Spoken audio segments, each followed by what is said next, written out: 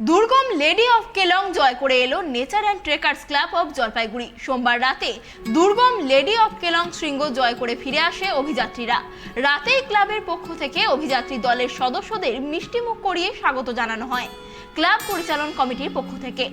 এটি ছিল ক্লাবের পক্ষ থেকে 10ম অভিযান। তবে এবারে শৃঙ্গটিতে জাতীয় এবং ক্লাবের পতাকা তুলে ধরতে সফল হয়েছে যে ক্লাব, সেই লেডি অফ কেলং শৃঙ্গ জয় করা তৃতীয় দল হলো nature and trekkers club of Jalpaiguri. শৃঙ্গ জয় করে জলপাইগুড়ি ফিরে এমনটাই জানালেন পর্বতারোহী ভাস্কর দাস।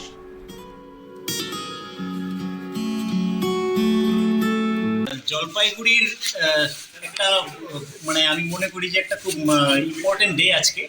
কারণ হচ্ছে যে 10-10টা অভিযান, সেই 10-10টা অভিযান সফল হলো।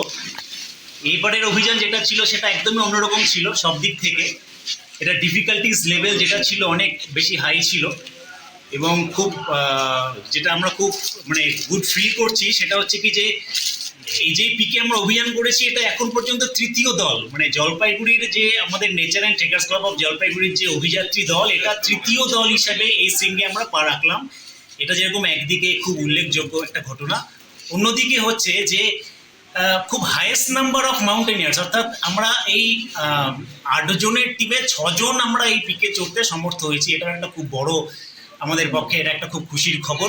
জলপাইগুড়ি শহরের মানুষের শুভেচ্ছা, ভালোবাসা, আশীর্বাদে আমরা এগিয়েছিলাম, এবং মানুষ যে খুব মনের ভিতর থেকে আমাদেরকে আশীর্বাদ করেছে তার স্বরূপ ফলস্বরূপ এটাই কি যে আমরা সাকসেসফুলি ফিরে আসতে পেরেছি। আমরা ministry of youth affairs and sports, Indian oil, Jalpaiguri SP সবাইকে ধন্যবাদ দিতে চাই। এর বাইরেও যারা আমাদেরকে বিভিন্ন